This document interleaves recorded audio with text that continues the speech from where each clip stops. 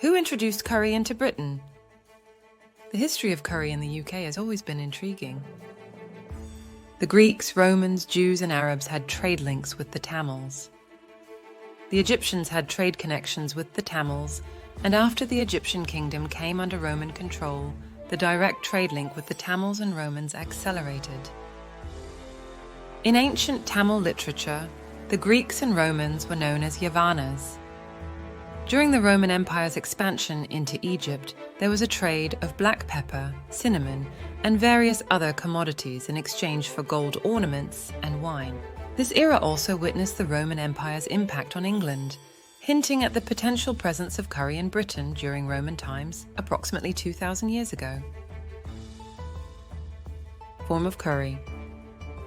Forme of Cury, compiled around 1390 by the master cooks of King Richard the Skew, stands as one of the earliest English cookbooks, offering a window into the culinary traditions of medieval England. Here are some key highlights about this historic book. Culinary practices. The cookbook offers a glimpse into the gastronomic customs of medieval England, reflecting the lavish and refined cuisine of the royal court. Use of spices. It highlights the use of exotic spices and ingredients considered luxurious and costly during that era, including black pepper, saffron, cinnamon, cloves, and ginger, revealing the influence of trade with the Tamils on English cuisine. Historical significance.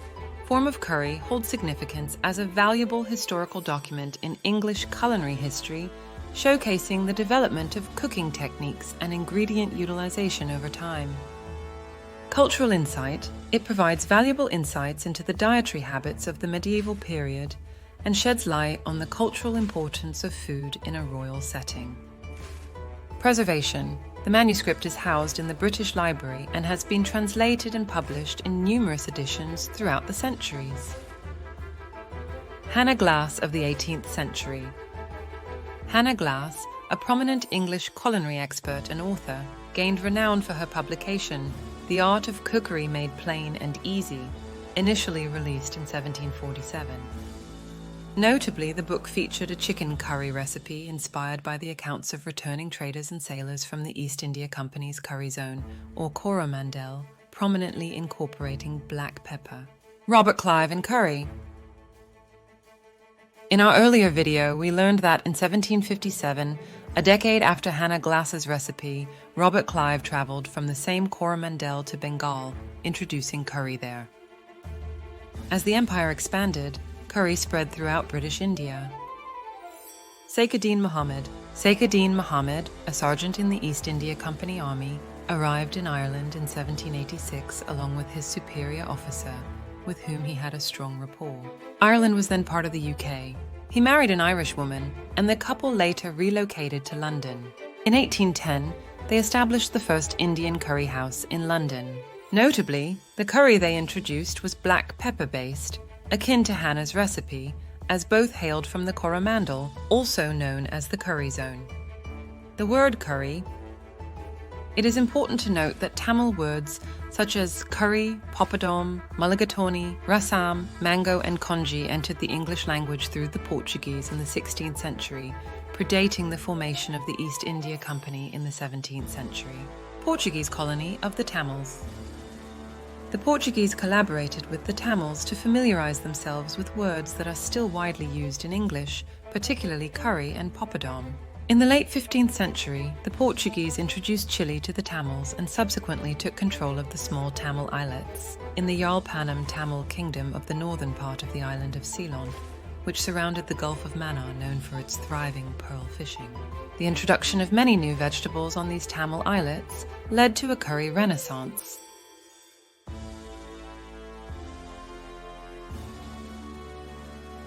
These words made their way into English during the post-Chile era, and the post-Chile era curries were taken by the Portuguese to their other colonies in Malacca, Macau, as well as to Thailand and Japan.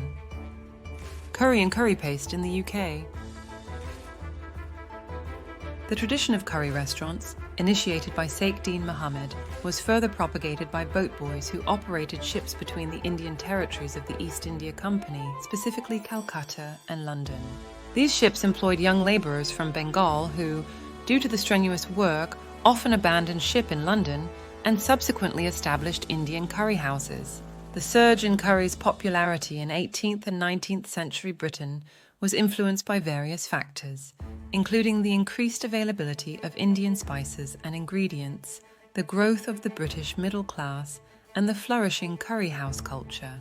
In the 1970s, a civil war erupted in East Pakistan, leading many to seek refuge in the UK.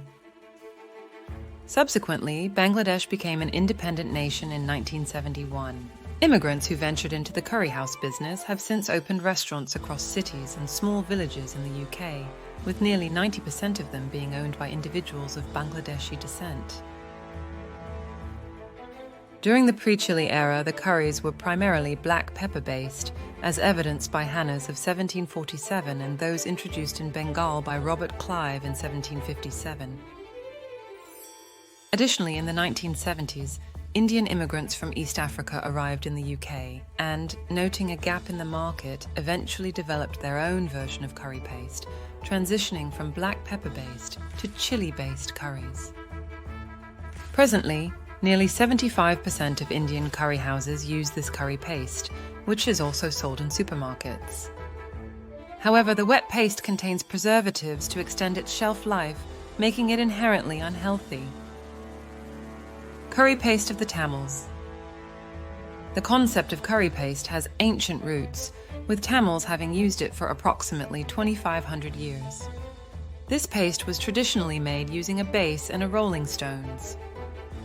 While Tamils still occasionally make this paste, it is now herbal-based and is used for specific health-related purposes. Over time, Tamils transitioned from black pepper-based curry paste to chili-based curry powder, a change that occurred around 525 years ago, after the introduction of chili by the Portuguese. It's worth noting that in the UK, the curry culture was not popularised by the Tamils or the British, but rather through secondary channels, and curry paste is still used there. However, the curry paste used in the UK differs significantly from the traditional Tamil version. Secondary channels denote the routes from Tamils to Bengal by the British and from Bengal to Britain, neither through the Tamil nor the British themselves.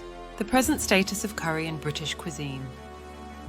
The curry crisis emerged from a state of confusion, leading to an authenticity crisis.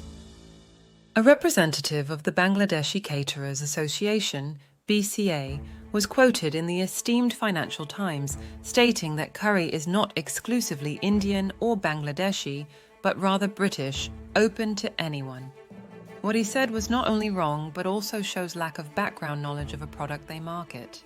The origins of curry can be traced back over 3 millennia to the Tamils, making it an essential part of their heritage. The word curry is referenced at least 21 times in various Tamil literary works, dating back 2,000 to 2,500 years. Curry is a Tamil heritage, and the Greater London Authority has recognised the harvesting festival in January as Tamil Heritage Month. The governments of Canada and the provincial government of Ontario have also followed suit. In January, the Prime Ministers of the UK, Canada and Australia delivered messages celebrating this festival. Curry houses must adapt swiftly to this reality, taking corrective measures to navigate the challenges of today, as failure to do so will result in further closures and exacerbate the curry crisis. While those who have been serving curry since 1810 have made significant contributions, current players in the industry face a crisis and require assistance.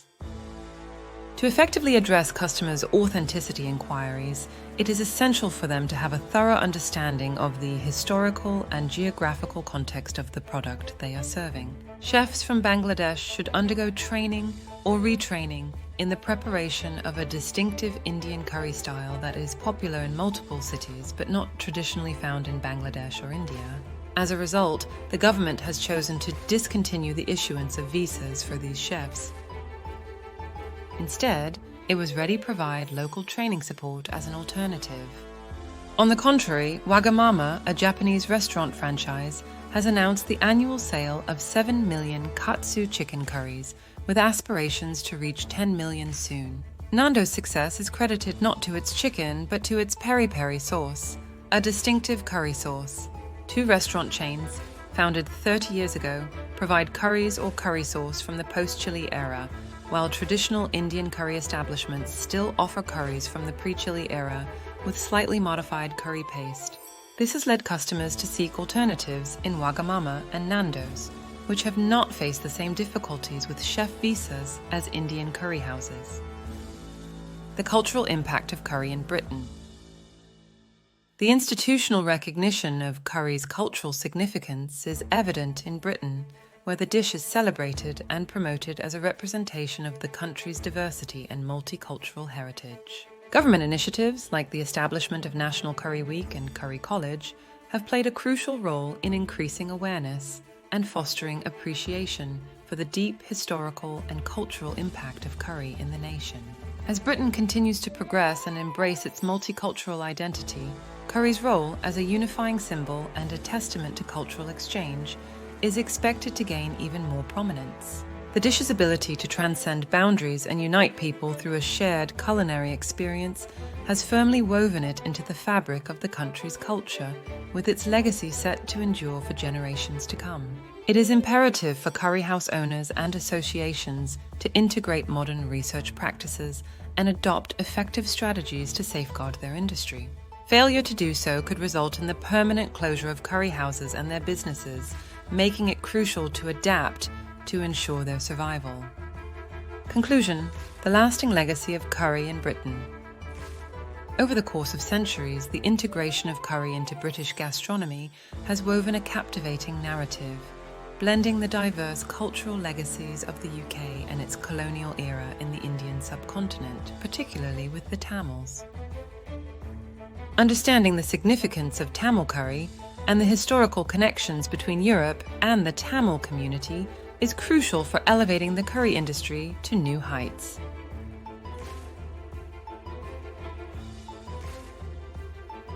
This will enable curry enthusiasts to savor the genuine taste of Tamil curry, which has been greatly influenced by the contributions of the British as well as their counterparts, the Portuguese, Dutch, and French, during the 450-year European colonial era. Merely marketing the British era pre-chili curry is the weakest link among Indian curry houses. Please like, share, and subscribe. Thanks for watching.